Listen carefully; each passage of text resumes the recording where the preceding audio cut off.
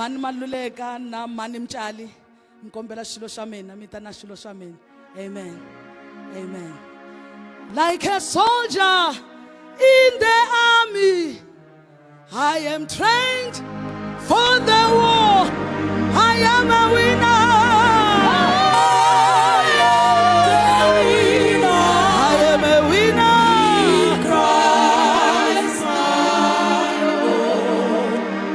Sanbonani, sanbonani ebusuku. Hey, thaba futhi ebusuku sanbonani. Sanbonani, sanbonani, sanbonani. Can you hold it? Can you hold it? Baba, it's a joy to stand on this wonderful platform. It was years ago, amen. Go size 28. Amen. Lapha I am kokwini. Amen. And today here we are. Here we are. Look at God. Look at his faithfulness. Look at his goodness. Kaneti hatshwane le babang. Ki khoshi ya di khoshi. Ki sitagha. So Baba, we just wanted to love on you. Amen. Amen. Ngafika nje ngu size 28 ngihambela ngedwa baba. Amen. Ngiyakhumbula ukuthi ubaba wayeza wawuzuthethise abafana labengangihamba nabo ukuthi hawu engafika a drive ezela masebuyele emuva kade shuma uya driver futhi kanti yini umsebenzi wenu ngithi baba banawo ama license bonke labantu la baba sebaba nama license bonke banemoto bonke baganiwe bonke.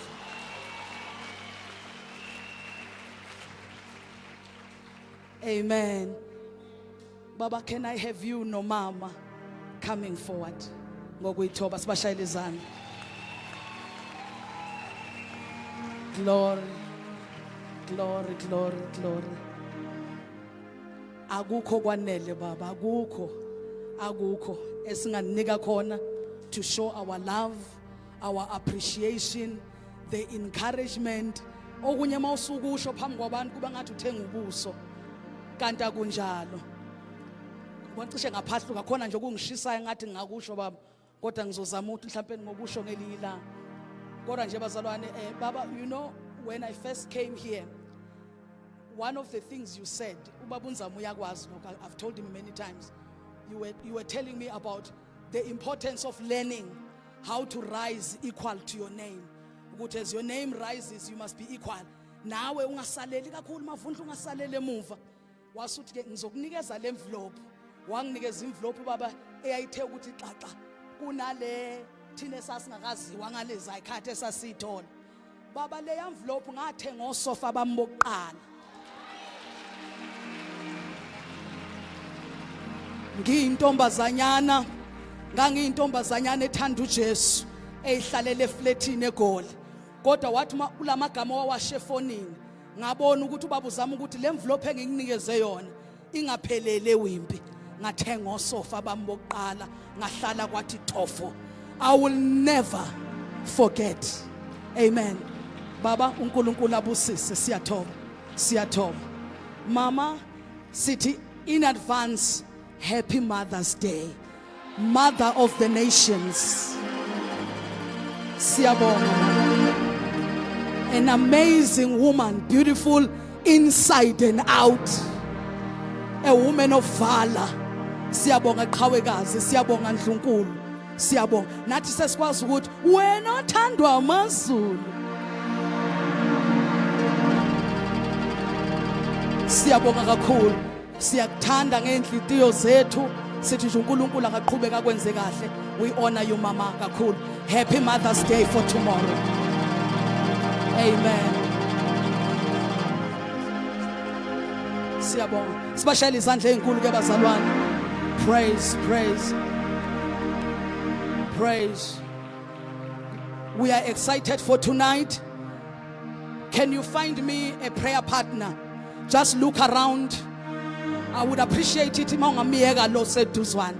Ungitholele nje a random sister. Just look around the room and find a sister. Umbheke emehlweni, just find a sister. No one is talking, you are just finding a sister. Just find a sister. Then you listen to me. You find a sister and then we keep quiet. Find a sister, grab a sister. If there's extra, you are allowed to ukuthi nibe bathathu kulungile. But just find me a sister. Find me someone ozoma naye. Amen. Amen. And for this 60 seconds, I want you to minister love over your sister. Mawungamazi igama lakhe ngicela umbuzo ukuthi what is your name? Akutshele, and then begin to just minister in prayer. Let us go. Let us pray. Just pray for your sister. Father, I give you praise. I worship you for the life of my sister.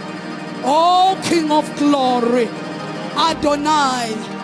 Thank you, Lily of the Valley, great morning star. We worship. Thank you for my sister. Thank you for my mother. Thank you for my brother. Thank you for my father. Baba siyabonga ukuthi uhambe nathi kwaze kwabaka lokho. Father, we give you the glory. Impela Nkosi asibonanga njengawe. Bayethe uNkulunkulu.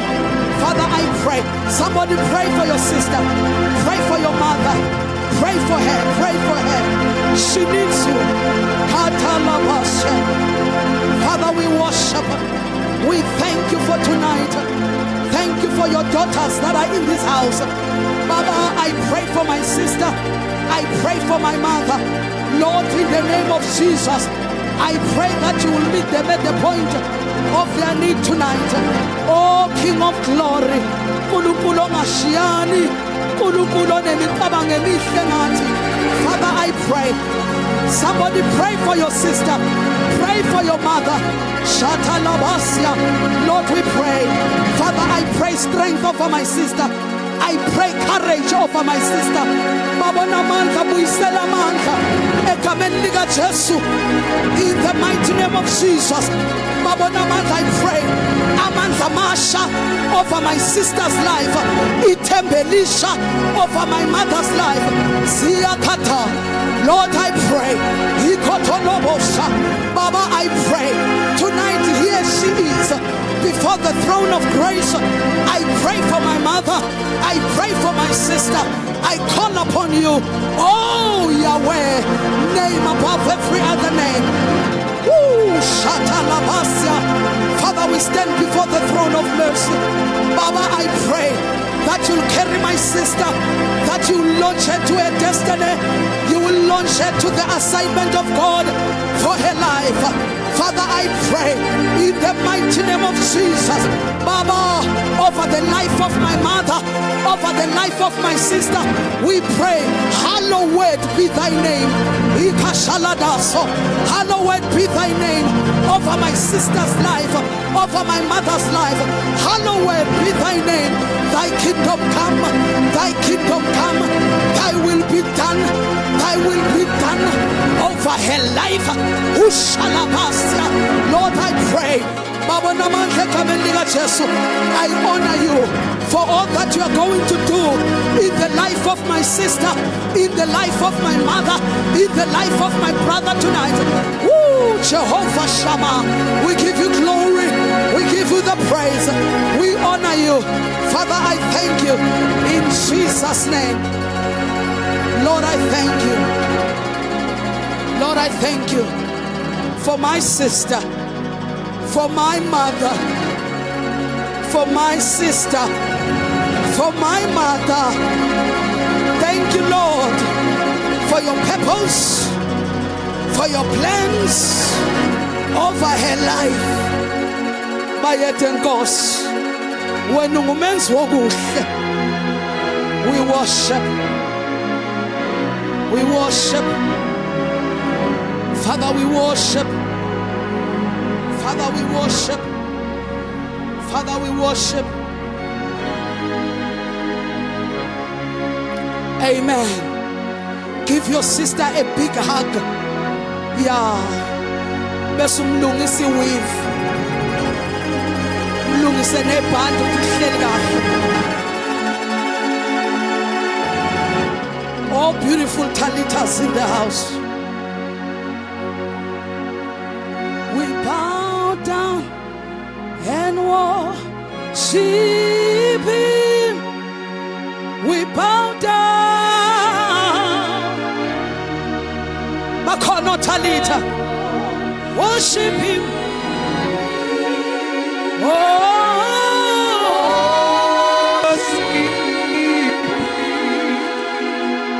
Worship Him. We bow down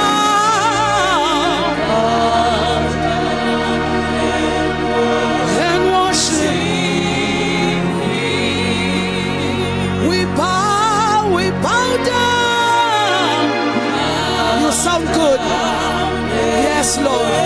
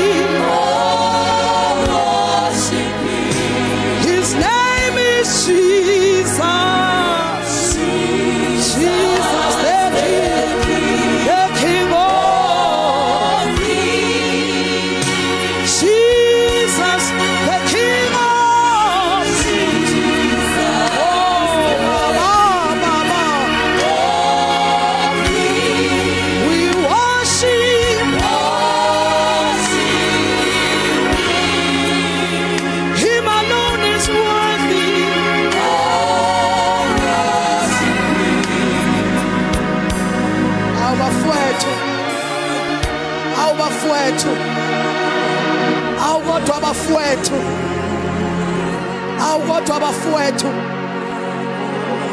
ukube wangitshela ngisafaka iphandla ukuthi ngelinye ilanga I will stand before the throne of grace ngamukeleke mangiyothi lutho.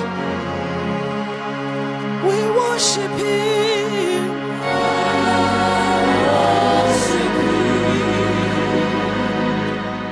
You see, if I was to pass this mic around from the first lady at the door to the last lady at the door, and then I say, each one of us, take a moment.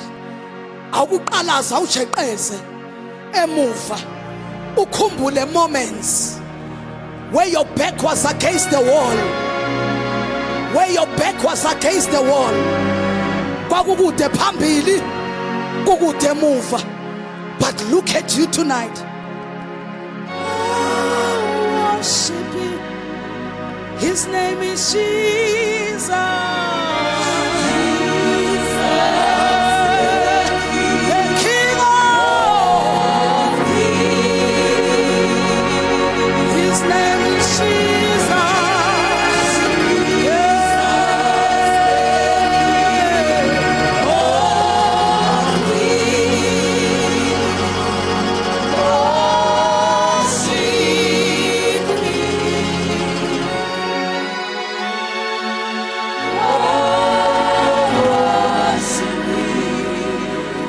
That is why ke utlwa Basotho hantse ba bina mmina thoko ba re ha isale o mphitlela kaniti Jesu ki maketsi fela.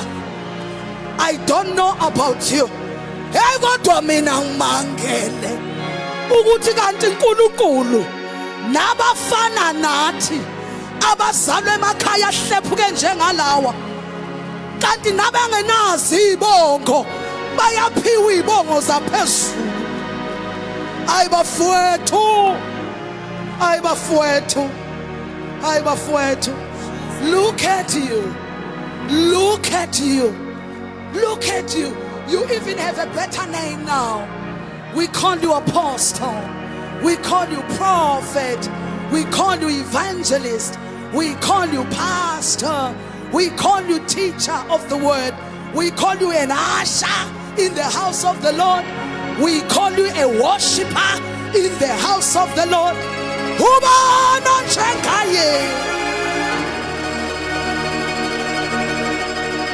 Ubani bafowethu, ubani ingakho leli mpompo bayasho bathi la endleke tilo nami za. Awu bafowethu, look at your sister lobo ukhuleka naye mbeke nje mtshela ukuthi ngisole ngazathi seku right.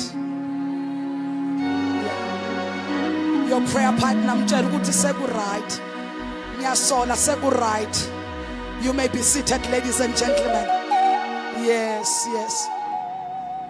Every moment that you get, I encourage you that you apply in ministry yothando.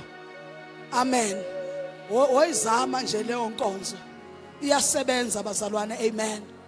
Izwi kaNkulunkulu liyasitshela ukuthi babheka kuye ubuso babo babanjani bakhanya. Ngamanye amagama umzalwane ongena nobuso obungakhanyi kahle kuyacaca ukuthi akabhekanga ngakhona. Amen. Usuku nebhadi mawugeze ekhaya wezenkonzweni wahlala eduze komuntu omuncu asabathe umshumayeli, look at your neighbor, ikubuke nje imambane. Give your neighbor a high five, ikubuke. Asisukumeni bazalwane sishayela uJesu izandla ibhelekexa ihlalele phansi. Bazalwane awukuthi kumakhelwane ngapha uvela ubona ukuthi we othi ngivele ngiye phambili ngoba mangaya ngapha akuthembise ngizobuya nakho. Amen. Some people will come and join our churches not because an evangelist preached a powerful message, but because they saw a good happy face. Bazalwane, some of us have been through a lot. A happy face is an encouragement in the house of the Lord. Amen. Amen. I'm sitting to the most loving woman there, Mama Shaba. Amen. Every 2 seconds uyangibuza right. Khona okufunayo, khona okudingayo. Angazi ukuthi nimbonile mangisuma ukuthi usume egijima. Amen. Ngathi hlala phansi wathi hayi asambe abafowethu lento yasekhaya le ingcono kakhulu kunakho konke. Amen. Amen. Praise the name of Jesus. Siyabingelela kubaba unzame egameni lika Jesu. Nxa mfethu. Amen.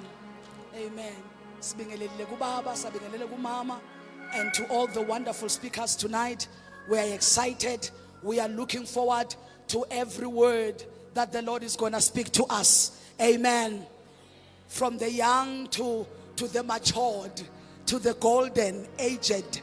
Bonke, I'm sure God tonight is going to cater for us in whatever space of lifetime season. Esiguyo bazalwane. Amen.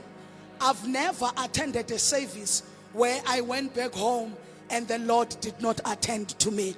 So akube umkhuba nje wethu ukuthi Nkosi somewhere tonight can I Baba can I somewhere tonight can I just hear you for me. I'm grateful for the word that will be received by my sisters and my brothers. God, tonight in Nkulunkulu, whatever that you are dishing up, Baba, can I get a piece of it? Amen. Amen.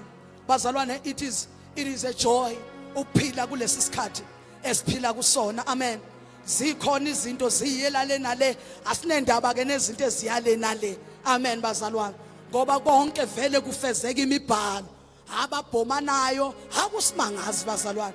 Nemali ebonakala ingathi itshekile, ungatatazeli ungakhathazeki. Amen. Amen bazalwane. uNkulunkulu wethu ungakithi. Talitha kum. Launch to the deep. Launch to the deep. When you look at where the whole title itself comes from, the other part, ebe yikhona lapha kwi-poster, the launching to the deep. You look at that situation, sonke siyasazi leso story angithi bazalwane, ukuthi those were not amateurs, those were professional fishermen. Amen. And kuyabonakala ukuthi they were not taking their chances that night. They came prepared. You know why? The boat was there. Their nets were there. The fishing rods were there. Hayi ukuthi bayithola nje banqubukele emfuleni. Cha, they came prepared to do a job. But what do you do when uthi uyajobha kodwa kungajobheki? What do you do? What do you do when you are praying kodwa upray akaprayeki? Ufasting engafasteki? Utithe engathayitheki? What do you do when all else does not seem to be responding to the efforts ozifakayo? Then the visionaries of tonight, they write to us, my girls kayesu, but launch to the deep. Pack your net and go home? No. Reverse your boat and go home? No. Change the fishing rod? No. What do I do? Launch to the deep. Besuyatalitha kumake. Amen. And tonight, the Lord has given us a word. Amen. For us to start somewhere. Ladies and gentlemen, it is wonderful to cast and send back to the sender and do whatever it takes when you are fighting for your life to move and go somewhere. Yonke imizamo yekholwa mihle ukuze uphumelele. Kodwa kubhlungu ukubona umuntu ezama ukuphumelela eshiye impande yempumelelo. And tonight the Lord is just going to take us back. Ukuthi for you to talitha kuma, it's going to take more than you setting your alarm clock go 12 ebusuku uvuke and rapapa and kekeke. There are things eyifuna urapapa kodwa khona izinto eyifuna uJesu. uJesu nje. Intombazana ibe nani? Ibe noJesu. Umama abe nani? Abe noJesu. Ugogo abe nani? Abe noJesu. Uaunt abe nani? Abe noJesu. Obiziweyo ogcotshiwe abe nani? Abe noJesu. Joshua chapter 10.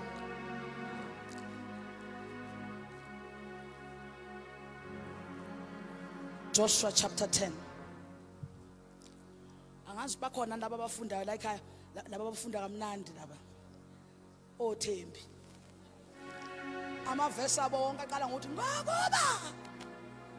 Amen. Kodwa lela lisho ukuthi ngokuba. Amen. I would appreciate if we can have somebody like that maybe to help us, so that when I'm looking at my version, especially ongasifundela yona ngesizulu, ngingakujabulela kakhulu. Ukhona? Yes, thank you so much. Let's go. Just start chapter 10. Just pull it down. Pull it down 5. Just pull it down all the way to 4. Verse 1 to 4, chapter 10. Amen. Verse number 1.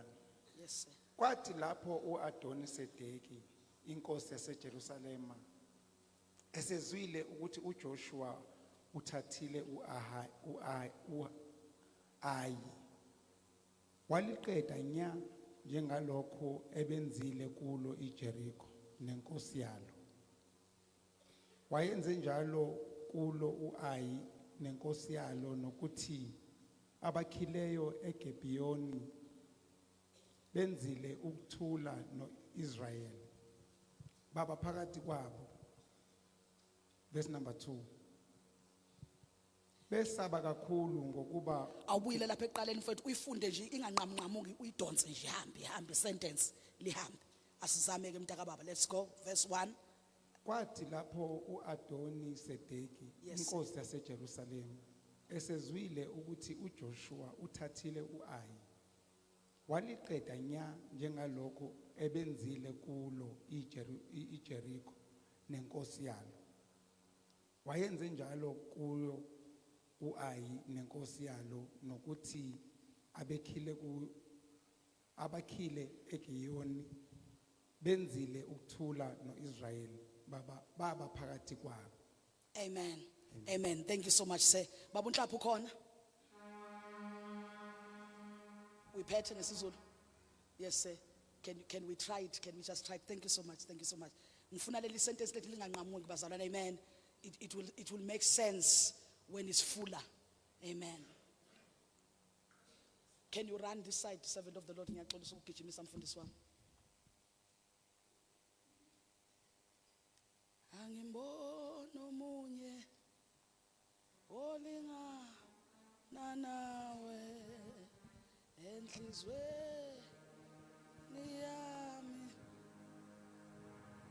uyabusa Nkosi. Amen. From verse 1. Yes sir. Lapho uAdonizedeki inkosi yaseJerusalema esezwile ukuthi uJoshua uyidle kanjani iAyi wayishaya wayiqothula wenza kuyo iAyi nenkosi yayo njengalokhu ayenzile kulo iJerikho nenkosi yalo nokuthi izakhamuzi zaseGibhiyoni zasenza kanjani isivumelwano sokuthula noIsrayeli zahlala phakathi kwakhe. Wesaba kakhulu ngokuba uGibhiyoni yayingumuzi omkhulu njengomunye wemizi yamakhosi nokuthi futhi inkulu kuneAyi namadoda wonke akhona angamaqhawe. Ngakho ke uAdonizedeki inkosi yaseJerusalema wathumela kuHohamu inkosi yaseHebroni nakuPhiramu inkosi yaseJerimuthi nakuJefiya inkosi yaseLakhishi nakuDebhiri inkosi yase-Egiloni wathi khuphukani nizongisiza silihlasele iGibhiyoni ngokuba lenze isivumelwano sokuthula noJoshua. This is what I want all the Talita Kums to hear tonight. Verse 4. Imemeza Baba uNhlapho. Elami lithi, come up and help me attack Gibeon. He said, because it has made peace with Joshua and the Israelites. Khuphukani nizongisiza silihlasele iGibhiyoni ngokuba lenze isivumelwano sokuthula noJoshua nabantu Throughout our message, I want you to hold on to this word. Come up and help me attack Gibeon. Ukhuluma inkosi King Adoni-Zedek. Come up Khuphukani and help me attack Gibeon, nizongisiza ngihlasele iGibhiyoni because it has made peace ngokuba lenze isivumelwano sokuthula with Joshua and Israel. noJoshua nabantu bakwaIsrayeli. Come up Khuphukani and help me nizongisiza to attack Gibeon. ngihlasele iGibhiyoni I have a reason why to attack, because ngokuba Gibeon uGibhiyoni is not a person, it's a nation. Because the nation of Gibeon has made peace lenze isivumelwano sokuthula with Joshua and Israel. noJoshua nabantu Ungasibongela baba, bakwaIsrayeli. ungasibongela. Baba umuhle uthembekile ungunkulunkulu wena wedwa, akekho ke onjengawe. Nazi inhliziyo zethu uNkulunkulu wethu onamandla ziphakamela kuwe. Sifuna ukuzwa wena uNkulunkulu ukhuluma nathi namhlanje, ngoba ukukhuluma kwakho akufani nokukhuluma kwabantu. Siyabonga egameni elihle elenkosi yethu nguKristu Jesu waseNazaretha. Amen. Amen. Now Adonizedek, king of Jerusalem, heard what Joshua had done to the land of Ai and what he had done to Jericho and the kings.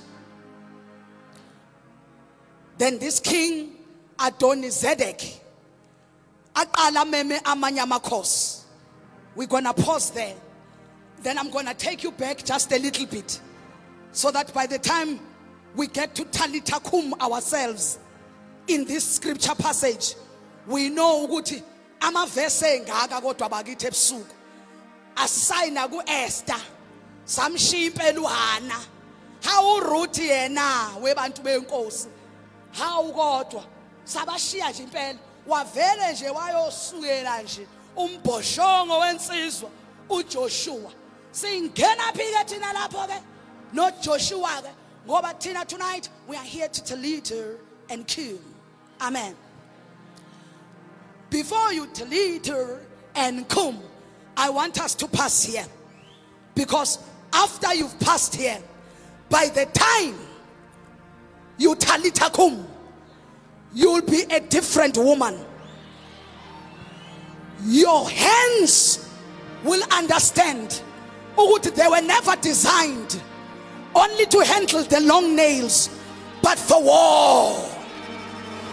And your knees will understand that not only were they designed for you to khumama uguqe ufrefe isitubhu sibenyetele ntombo, kodwa your knees are a tool to greater powers that are high and above.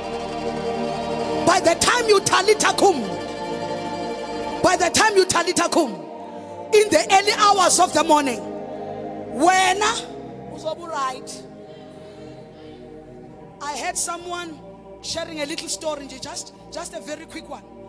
There was a prisoner somewhere in the US, and this prisoner apparently wayenikezwe life sentence udilika jail, kwathiwa ngeke aphume. Kwahamba iminyaka enoselbhululu bakhe abanye, bona ke babenganikezwanga udilika jail. Kuthiwa maloku kuhamba iminyaka ngelinye lamalanga, obhululu bakhe ababeshera naye isela bamthole sehamba ngaphandle. Bambuza ukuthi hayi mfethu, ubekwa yini manje wena la ngaphandle? Ngoba wena sasikhona sonke enkantolo mhla imantshi ikunikeza udilika jele, kwathiwa sobe uphinde ulibona ilanga, sakubona uthwabaza ukhululekile ngaphandle. Tell us what happened.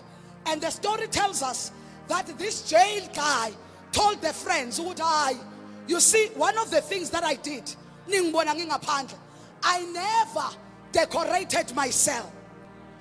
Ijele igumbi le jele engangifakelelwe kulo angifakanga ithombe zoRihanna, anginamathiselanga Beyonce khona bezolokho entertainer while I'm sitting in a dungeon. I left the walls dry and colorless so that the walls will know akusili ikhaya lami le. Yes, I might have done something wrong.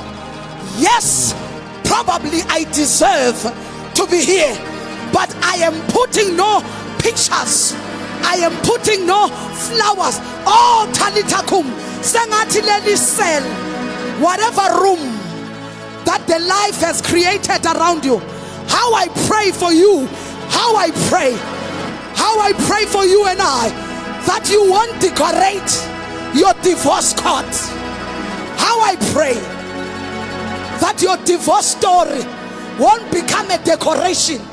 Everywhere you stop, ningibona nje ashiwa indoda, ningibona nje ngakhulisa abantwana ngingedwa, may the prison cell and the judgment of life don't decorate.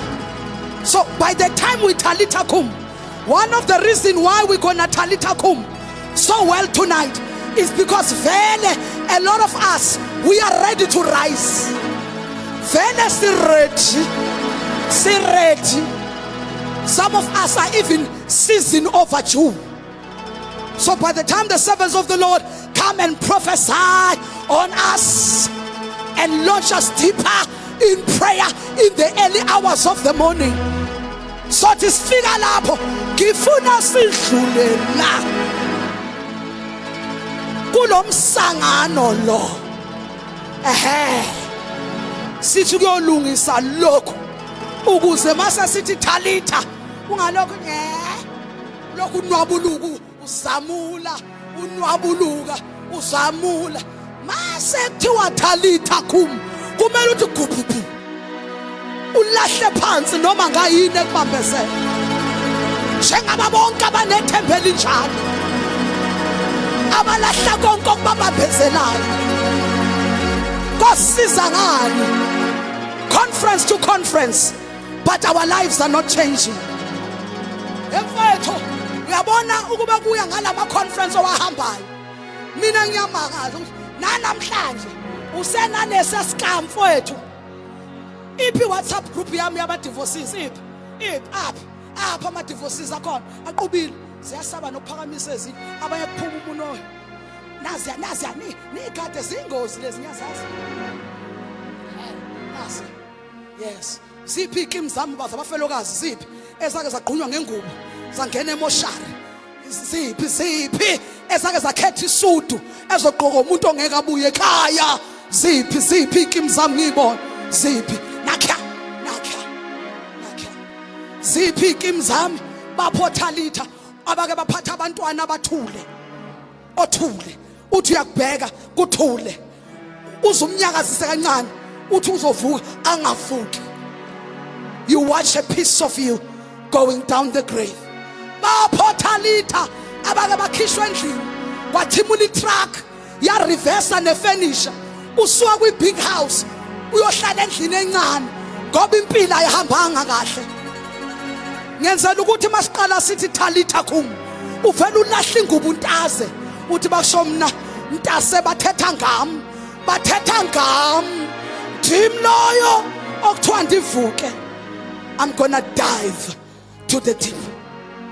Yes. Now let's go back a little bit.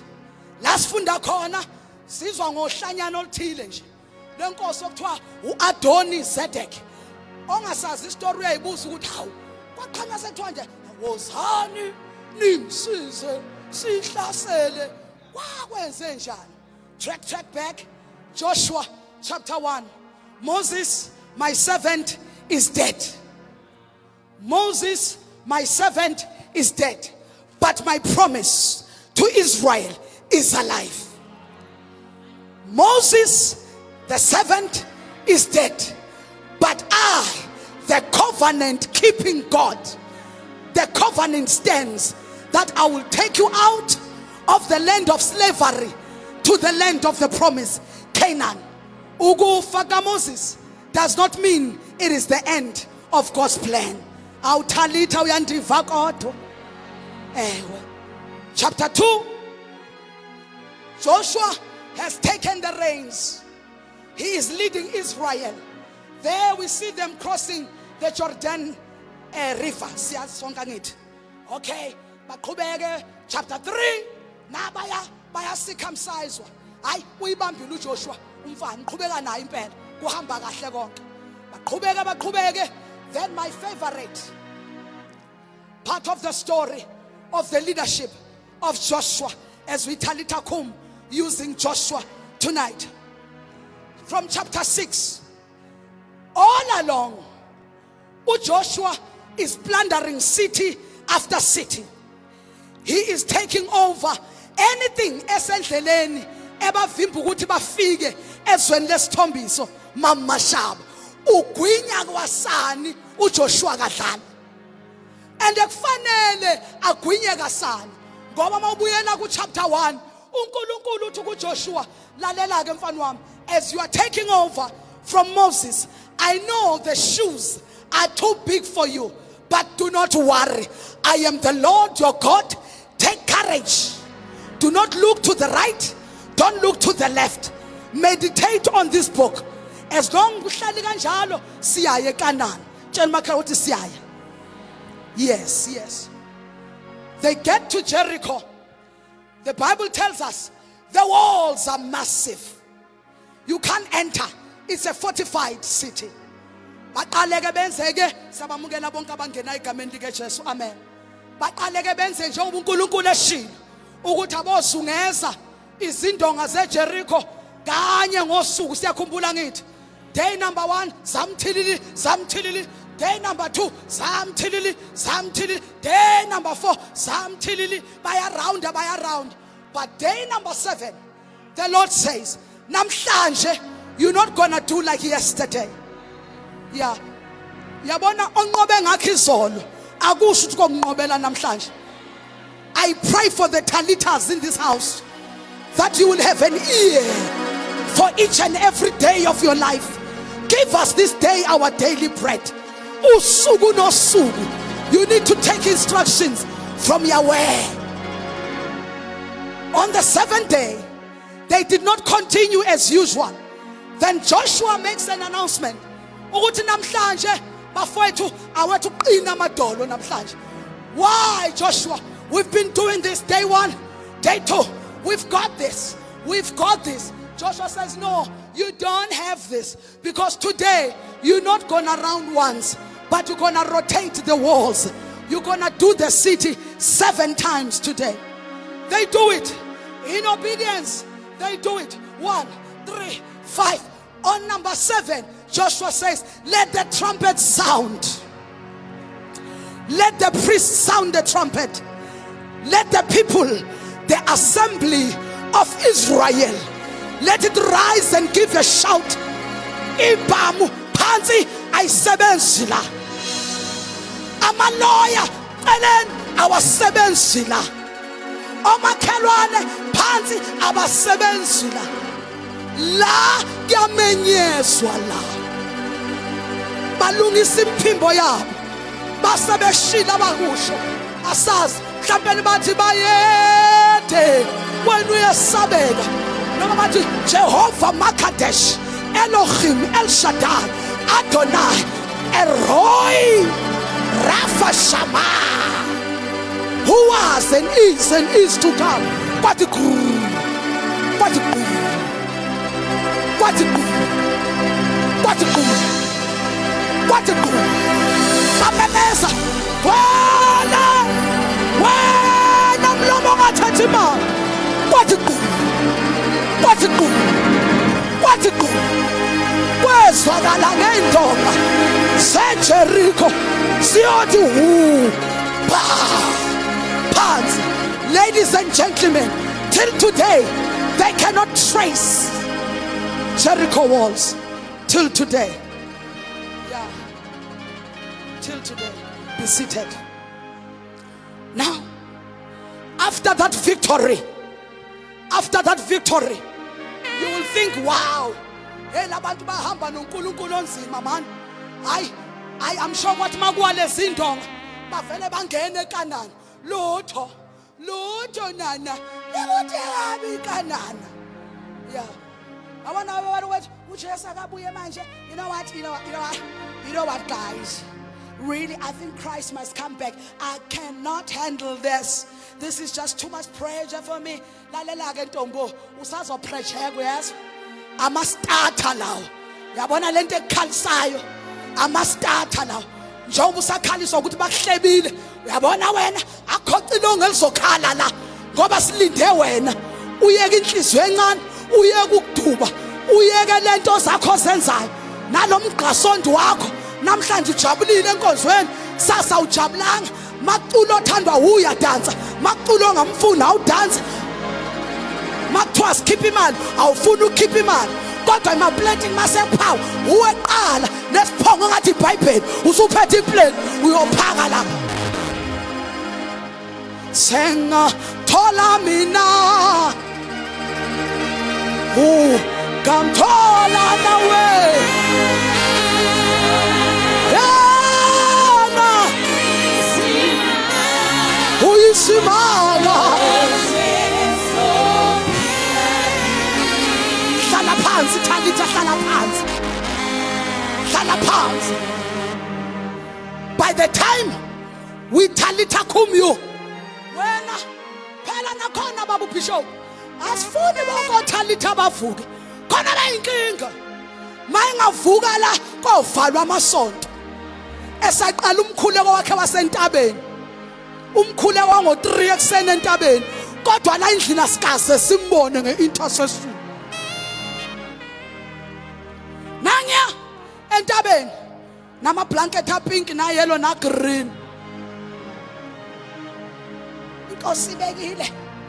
Inkosi bekile enhlizweni yami ukuthi ladies into zethu ibanjiwe asambeni siyolwa siyabuzwa sisisimangele okay manje uma umbishop uzobe khona hayi bazalwane ezinye izinto ifuna thina simele ngokwethu sisukumele bangcwele sibambele ngezandla zethu i-leadership yona iyazi ukuthi njalo ngo3 when uyasivusa la efonini usirabababa usirererere ubize wonke Ferrari Lamborghini konke lo bayazi ekhaya no bazalwane this is a revelation this is a revelation you know the Lord spoke to me you know the Lord bazana angazi uNkulunkulu ngenzani kulamalanga uvele nje akhulume nje nami bazalwane and you know usobaba I can see ukuthi the man of God lamalanga you know he doesn't have the discerning spirit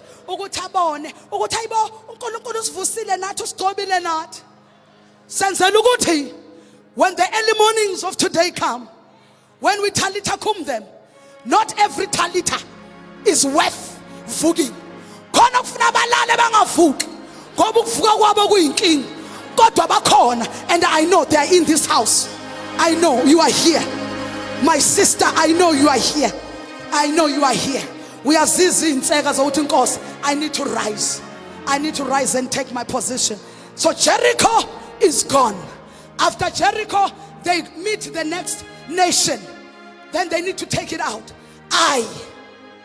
mabefika lapha nakhona kube njalo uNkulunkulu athumela uJoshua ukuthi yenza mfana wami yenza ngathi bulala konke okusendleleni indlela iphikelele eKhanani ungashi lutho mabefika lapha yana ezweni lase babulale lithi iBhayibheli kwafa kwasana okuncane okudala babhubhisa konke uJoshua masebeqedile ukubulala yonke into ezweni lase kuthiwa wathatha inkosi yakhona wayibophela esigxotsheni ngasesangweni bayinquma ikhanda bayigqiba ngamatshe izwakala iviolent yona ngiyayibona izwakala isihluka kodwa yonke indlela eKhanani iviolent mntakama yonke indlela eyezethembisweni zikaNkulunkulu ayizukuza kalula uyabona nje uzothi hallelujah yes Lord speaks to me Lord I receive Lord uyabona uyagcina ukuthi receive esitulweni kuyaliwa la remontweng mo finqa ntombo finqa la akhalwa la isikhathi senkophe lezakho uboyigada nazo ngoba mafuna usikhala esihayize wena ukhala kancane ngoba phela mongakhala kakhulu zogeleza nale mascara yakho yakwa iPhone hayi bongiyakhuza kuyaliwa la noma uyifakile kodwa makufika isikhathi sakhurulele modimo likunutung le morena ke mmolele tsohle ke rule tsohle akho mascara la amen my Peruvian hair Peruva mntakama namademon aza kuPeruva now this is where we are going lithi zikaNkulunkulu ku chapter 9 mamdlunkulu lithi iBhayibheli mawungaliphenqa nje iBhayibheli lakho uye lapha ku chapter 9 lithi wonke amakhosi aqala manje ukukhathazeka ukuthi amadoda kunendoda nesizwe okuthiwa uIsrael, gama lendoda uJoshua.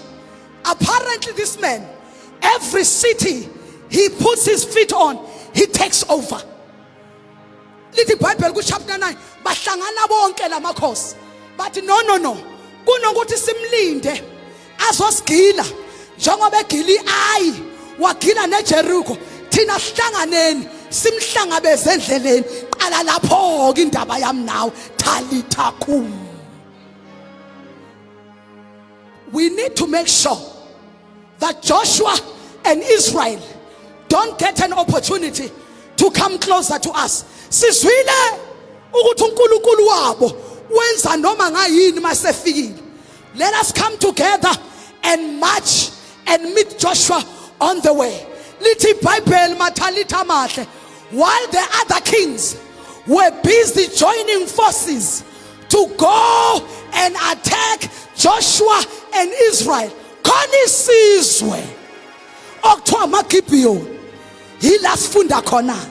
Lithi iBhayibheli amaGibhiyoni ahlala Mama Shaba prophetess abona ukuthi ayikhona, asiyiboni ukuhlakanipha le yokuyolwa noJehova sebawoti.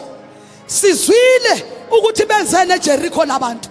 Do you want us to go and attack such people? Lithi iBhayibheli amaGibhiyoni avele ayikhipha wona kuleli qeqeba lamakhosi afuna ukuyohlasela uIsrael. Mina Talitha bengithi, before you come today, awukuphume kuleli qeqeba elizama ukuzohlasela izinto sikaNkulunkulu. Bese ngisho nje kuthiwa lesizwe amaGibhiyoni baqembuka baphuma kulamakhosi. Lalela ke makhuma amahle. Lithi iBhayibheli bagijima qala lapha. Angithi laba basabhizi, they are conspiring, right? They are busy organizing ukuthi bazomhlasela kanjani uIsrael noJoshua. Lithi iBhayibheli amaGibhiyoni agijima qala aya kuJoshua, afika athi Joshua, ya mfowethu, sizwile ukuthi uNkulunkulu wakho wenza imanga. Sizwile ukuthi no one can stand against you. Sinesicelo Joshua, siyacela besicela ukuthi usikhave, adopt us and put us under Israel. Lithi iBhayibheli athi Joshua cha, angikwazi ukwenza lokho. Thabancenga bancenga wagcina uJoshua esebathathile ngezathu ezithile ongayifunda nawe uyitholele zona. Lithi iBhayibheli 3 days later mayiqeda uba adopta uJoshua lesizwe samaGibhiyoni, uIsrael omunye mawuzwa ungaphatheki kahle ukuthi hayibo weJoshua kwathiwa sibulale kwasani, wena wasuyababutha wabasondeza la. Uthi uJoshua enkundleni of the elders, the assembly of Israel, uthi ke ngebhadi sikhonza uNkulunkulu wecovenant, ngoba mina sengize ngavumelana nabo ukuthi angeke sibabulale. Sekuyaphoqa ngenxa kaJehova simkhonzayo othi masithembisile singabuyele emuva ezithembisweni zethu. Lithi iBhayibheli inkundla kaIsrael bese iba right, ithi okay mawusho njalo ke kulungile. Usahamba nami Talitha, usese right angitalitha, but no makunjalo ke kulungile. Lithi iBhayibheli uJoshua besethi ke angeke nihlale mahala la enkanjini kaIsrael. You are not Israel. You are not Israel. You are not Israel. You are not Israel. I am just adopting you, giving you the mercy to belong in Israel. But you are not Israel. So you are going to earn your place here. This is what I want you to do. I'm going to give you 3 jobs to do. You're going to be wood cutters. Abanqumi beyinkulu. Number 2, nizobama water carriers. Masebenza thina nina nizogijima emva kwethu ngamabhakede. Number 3, nina maGibhiyoni nizosebenza ethempelini and make sure the altar of the Lord is in order. All right. Bese sifika ku10 la size khona. Lithi iBhayibheli enye yalamakhosi ogama layo uAdoni-Zedek bathi besahlela behleli kuyohlasela uJoshua bese kuyafika ukuthi hayibo asisaphelele kule meeting khona bangasi kunesitulo esingenamuntu la kuleli tafula lamakhosi amqondo munye moya munye wokuhlasela uIsrael ngathi asisaphelele kule boardroom ubani oshodayo basho bonke uGibiyoni akekho la babuza ukuthi ushonephi bese liyasho kuthiwa benze ukuthula noJoshua usebathathile wabaqoqa wabagona kuthiwe sebeyingcenye yama-Israyeli athi lamakhosi wo yima wo nithi kwenzakaleni kuthiwa abafowethu ebusuku kuthiwa asisaphelele samakhosi ayohlasela isizathu ukuthi uGibiyoni usevele wahlubuka emahlubukeni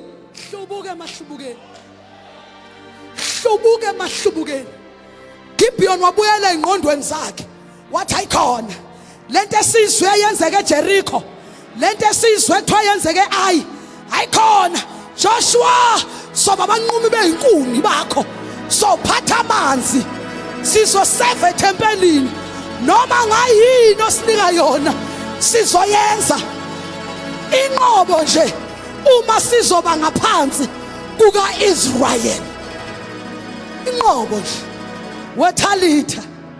wethalita sometimes you must make a decision to leave certain boardroom tables kunamatafula okumele uwashiye khona abanye namhlanje kunamatafula okumele uphume kuwo bese uyahamba uya kuJoshua uyoyishwelezela uthi weJoshua ngathi ngicela awungifake la mfowethu ngizoba umnqumi wenkulu nomphathi wamanzi nomsevi wealtar amen ithi Bible when Adoni-Zedek one of the kings yayinamandla nyana mayizwa lento kuthiwa wacasuka uAdoni wathi all right wabiza abanye bavele baningi wabiza abanye wathi une stress wathi ungenakho ukudla ekhaya kuvele kufa imoto ekseni vele baningi they are fighting against Israel on top of one problem uAdoni ubiza abanye zinjalo ke into zasesihogweni siyabizana masayifuna ukugwinya wena the destiny of God over your life the assignment of God when the enemy wants to make sure that the agenda of God in your life does not take off ubiza abanye uthi udila nomntwana ohluphayo ekhaya kuvele kushona abazali uthi ubeka imali yokuqedela ifundo evarsity kuvele kudilika indlu sekumele uthathe le mali uyofaka iroof hayi uyothola isitifiketi sakho sedegree bayabizana nangu uAdoni wozani nizongisiza sikhuphuke siyohlasela uGibiyoni miyekeni lo ebese siyomhlasela uJoshua miyekeni sombona late sengicasulwa kakhulu yilo ovele wabetreya itafula ya uJoshua sombona ngicasulwa yilo obengaphakathi kwethu osevele wahlubuka uthi wena yini emndenini bekuzonda kangaka angithi wahlubuka emsamo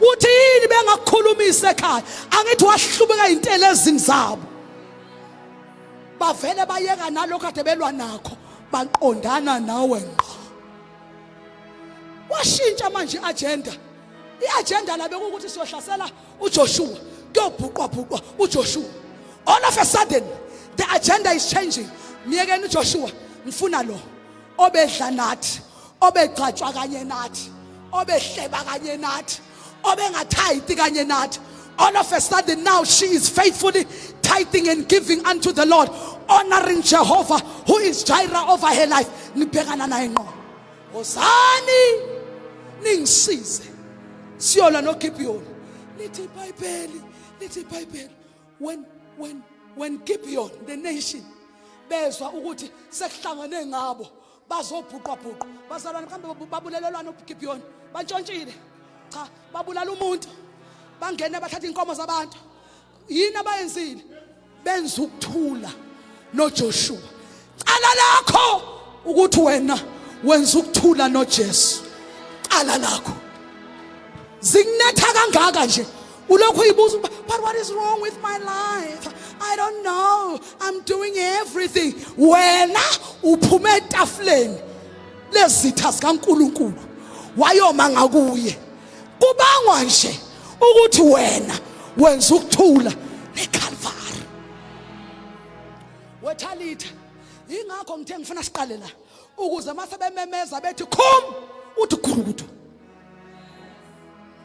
ngoba usuyazi ukuthi kanti asibangilutho kanti usathana ngimkweleti lutho yazi bengimangela ukuthi kanti usathana kuma address wonke omhlaba wazi address yami kuphela yini mayike wavuka nje uzamlela ngakwami njalo nje cha kuba ngwinto eyodwa wena wenza ukuthula noJoshua yeah bayeki agenda the original agenda when usuyi agenda all of a sudden lalela ke Thalitha lithi iBhayibheli lithi when the Gibeonites bezwa ukuthi seyingabo lempi lithi iBhayibheli and then the Gibeonites they sent a word in verse 6 chapter 10 then Gibeonites sent the word to Joshua in the camp of Gilgal. Joshua is minding his business usenkanjini yakhe minding his business in Gilgal kwazwakala amaGibeon phakathi in the camp of Israel bathumela umlayezo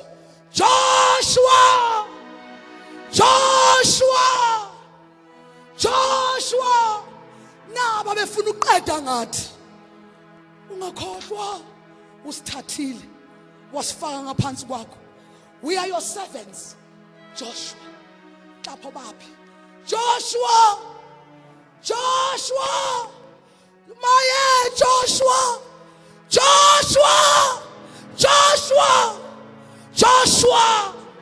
Joshua WeThalitha kuyamenyezwa masekuku Joshua na i-divorce Joshua na indlu yamidliwa Joshua nangu umntanami ephima ama-drugs Joshua nali ibhizinisi lami liyawa Joshua naba behlekisa ngami Joshua ibhazara ngitholi Joshua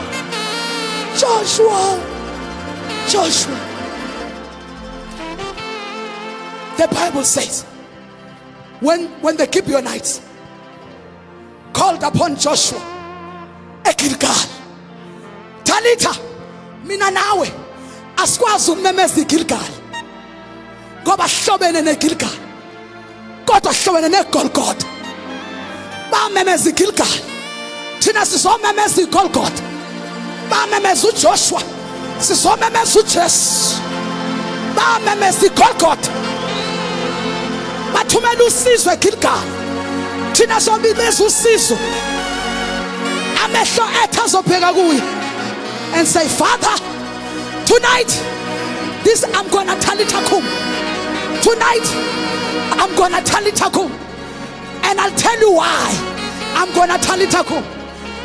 Maybe last year ngaphazamiseka kodwa ngibonga uJesu ukuthi lo nyaka uyangikhumbuza angenza ukuthula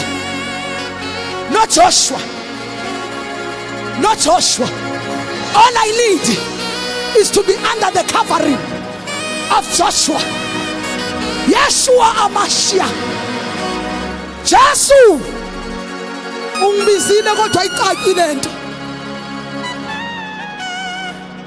Gibeon they called the Bible says from Gilgal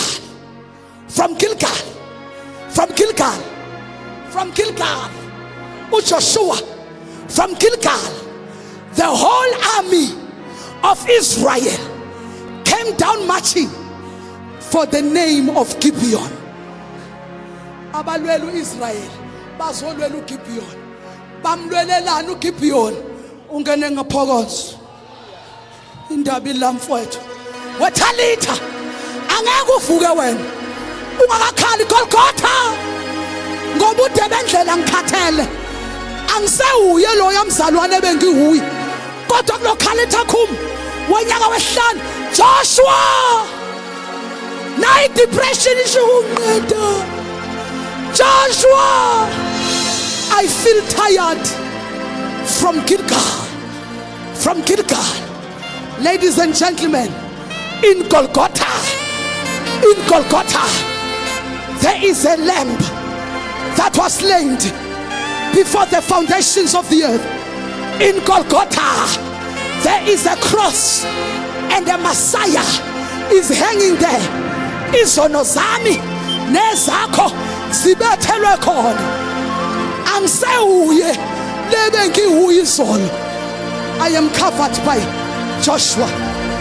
Lalela lithi iBhayibheli afike uJoshua afike abanquma njalo othi uNkulunkulu wami uzobanquma wothi uzobanquma one by one uzobanquma. My God is gonna chop at them one by one uzoba slice one by one. No weapon is formed against my destiny. No weapon is formed against my calling. No weapon is formed against my life. The enemy will come like a flood. Go to Mashaba. The Spirit of the Lord will raise the standard. I will tell it akum. Joshua.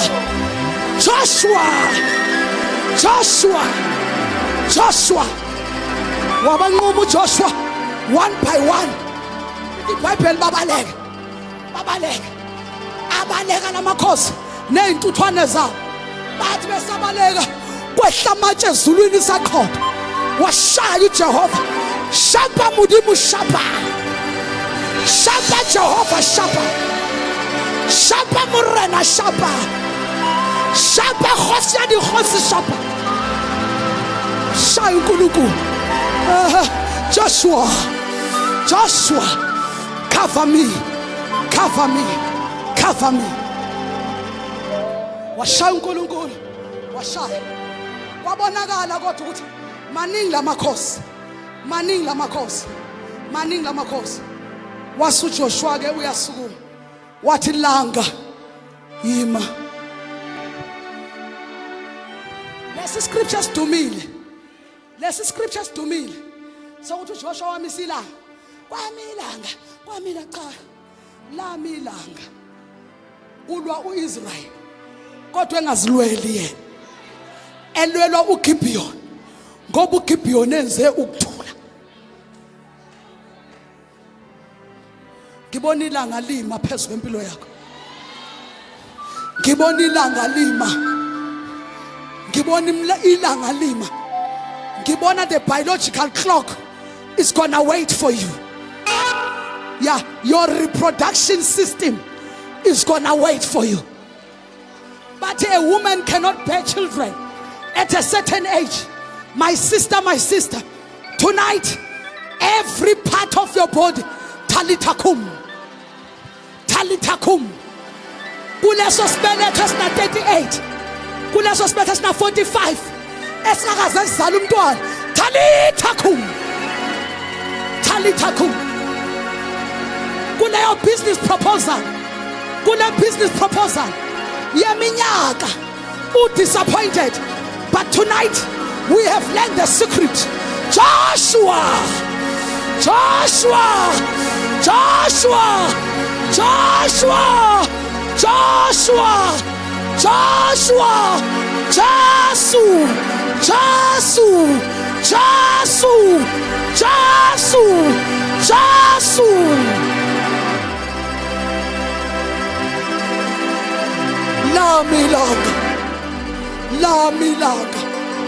La milanga.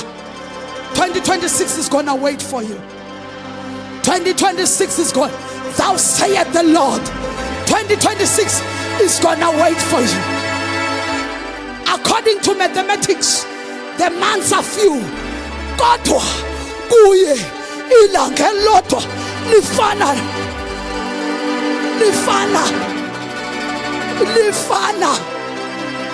neminyaka ezinkulungwane unto him. Ngelinye ilanga Uzu emnyango wenkosi uSolomon kwangena lithi iBhayibheli two prostitutes. Sit base sizothandaza. Two prostitutes Uzu endlini yenkosi uSolomon enkantolo. Hawu kade sisakhuluma ngembuzi ezilahlekile nobaba ubani banothatha amasimo abantu. Labo mama babili abaphethe izingane babekwa yini la? Bangena omama babili bedudulana enkantolo phambi kwenkosi uSolomon. Bayahayiza bayadudulana. Bese thi lona, pardon me my lord. Xolele Nkosi.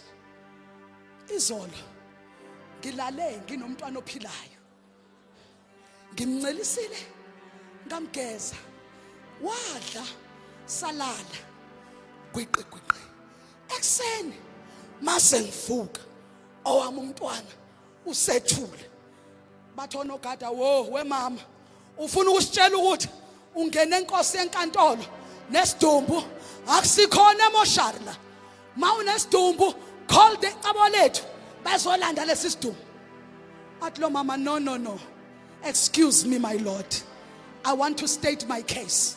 You see the baby I'm carrying, yes, it's dead. Ubusuku bonke ngilale ngicelisa ingane efile.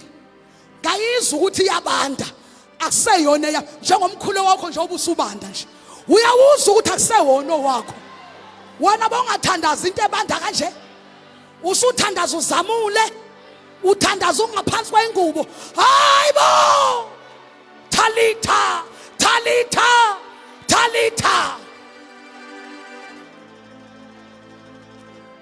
Cause I know. It looks like I came to the wrong building.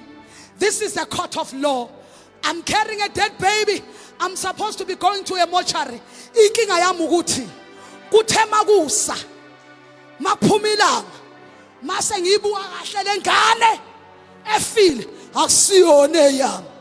Ngakho ke Nkosi Solomon ngizobika ukuthi lo ebusuku uphitshize yakhe wasethathe yami wayifaka ebeleni lakhe wathathe yakhe efile. Webazalwane bangaki abaphakathi kwethu abagona izingane ezifile.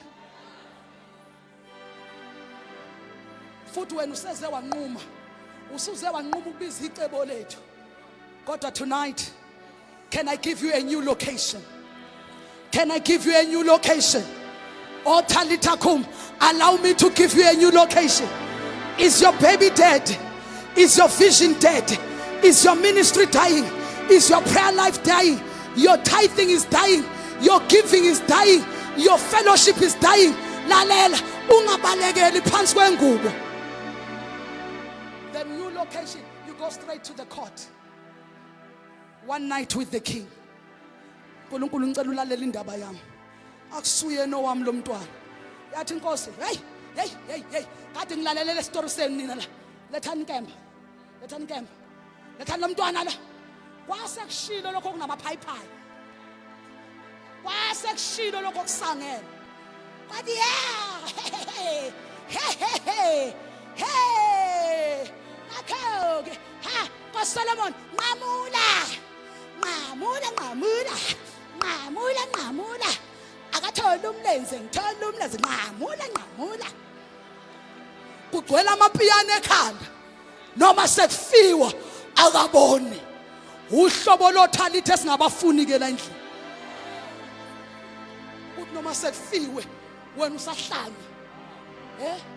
Uyabona ukuthi ibranch liyasokola, usakhulumela safuthi.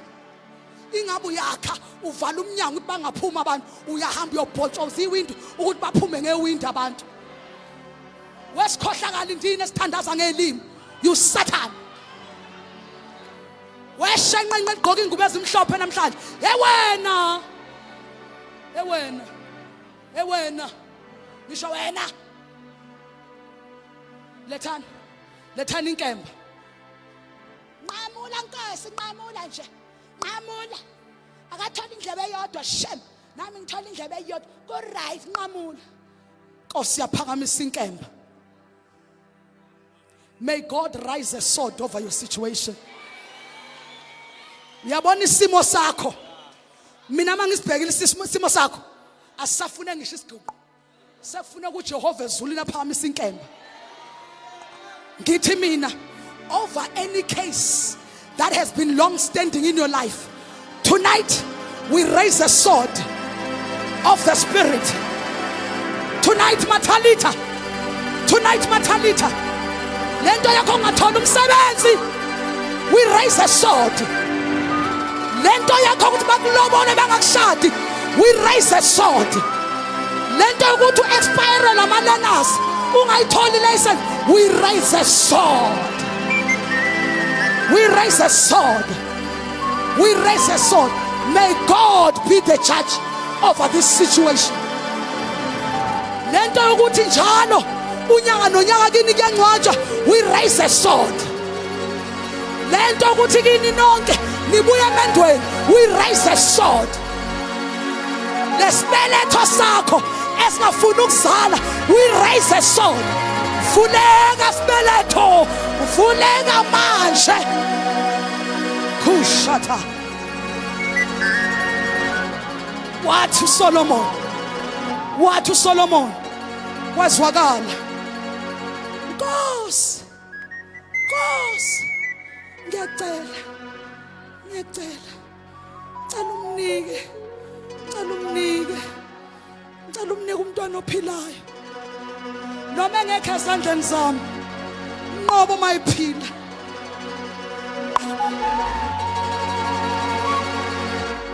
Usungaze ukwatele weThalita, usungaze ukwatele ukuthi ifunction eyenziwe udadewenu enkosini ibe impumelelo, eyakho ingabanga impumelelo, kodwa lama function omabili ni claim ukuthi you are serving God Almighty.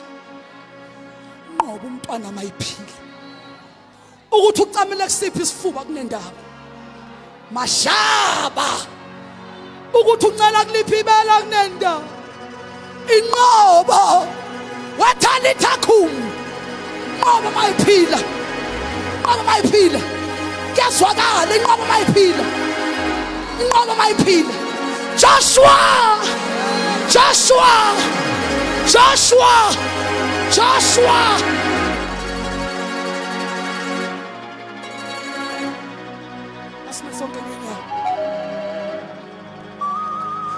tonight I hear the Spirit of the Lord say, all those who want to Talitha kum qala lapha asiqale nesivumelane mafowethu wena usindisiwe akodwa azikushayile mfowethu. Yabona u2022 ufisha waqeda, u23 wabukisa ngawo, u24 go gallant. Hayi ku2025 angisho lutho. Kumanje uqothukelwe izinwele. Masingadonsa lo msila wehasho vale ngawo. Angithi wena kumanje nje. Mangathi asikhumuleni nje singenhle. Ubhodisi wakho uthunywe ngohalo bovu. Kodwa wona umhlophe. Siyakhala mana, siyakhala.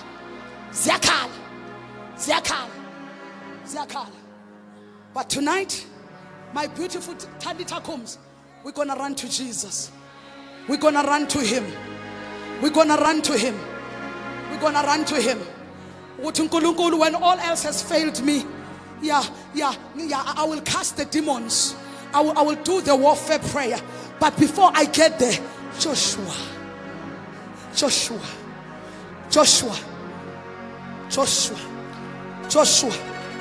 Ngicela ukwenza ukuthula nawe. Joshua, restore my relationship, restore my prayer, Restore my love. Restore my love for you. Awu baba ngicela uthande engangakuthanda ngalo.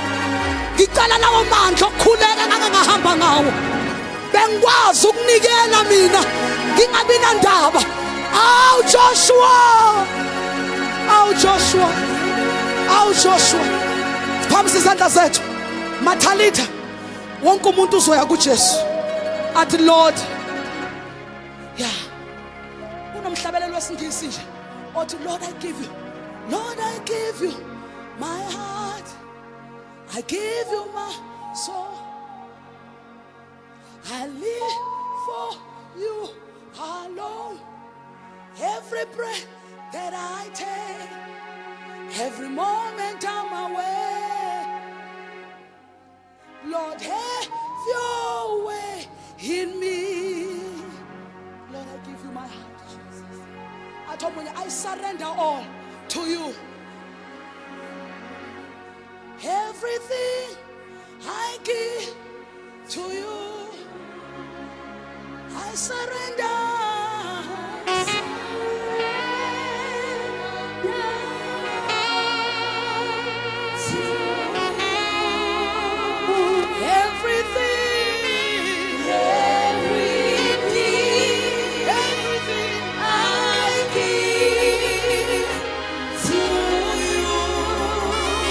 Withholding nothing.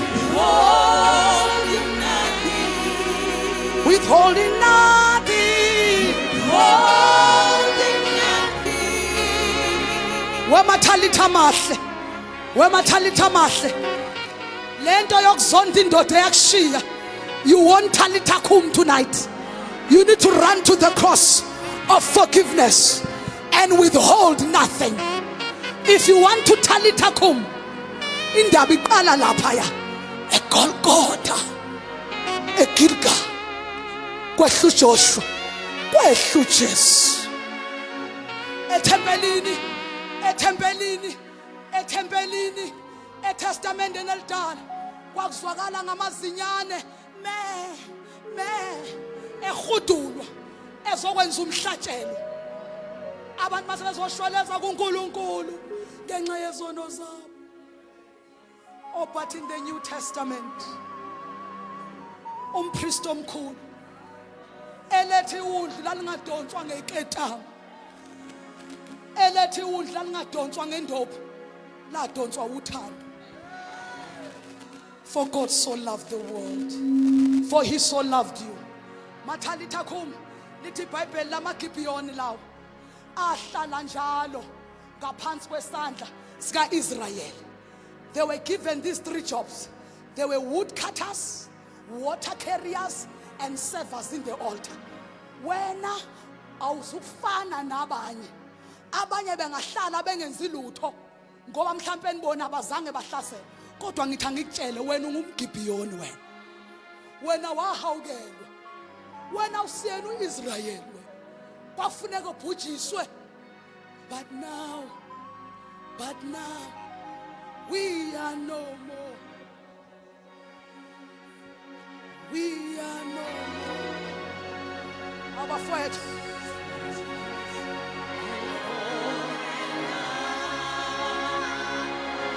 Lalela ke Talitha kum. uGibhiyoni was a foreigner. Gibeon was a foreign nation. Death was deserving of them.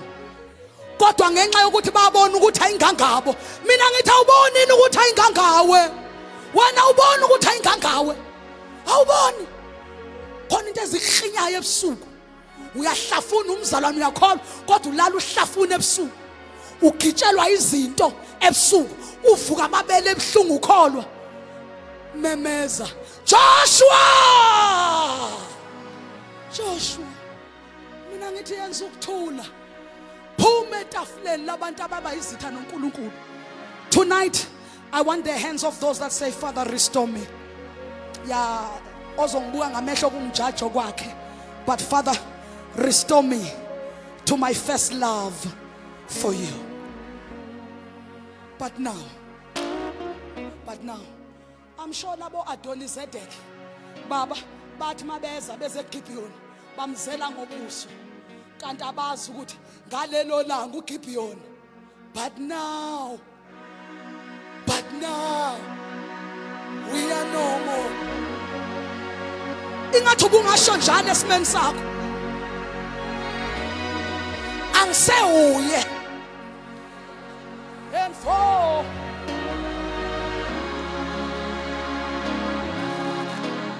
Talitha kum.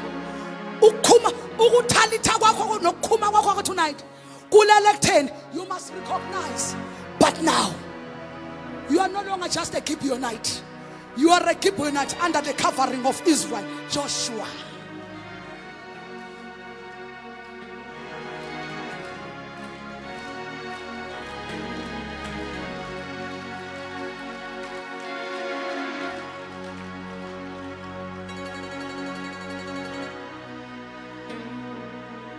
Phakamisa isandla sakho wherever you are.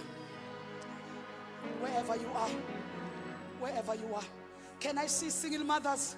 Single mothers, are you here? Thank you, my brothers, in Jesus' name. Single mothers, are you here? Quickly, just run. Let's back. I surrender all. Let's go back.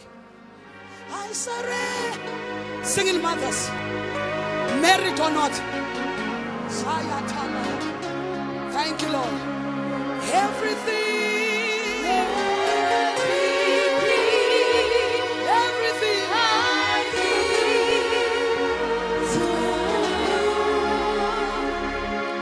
Uyabona lento yakho ukuthi njalo ngoDisemba.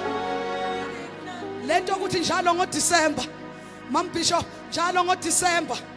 Funeka uzama amaqhinga ukuthi ingane zigqoke zidle. Abanye bethu ugcine uwele nasenkingeni yokubuyela embhedeni kababa weingane ngoba uncenga nje ukuthi akhokhe ischool fees. I surrender. Prophet Mashaba, where are you? Where are you? Yes.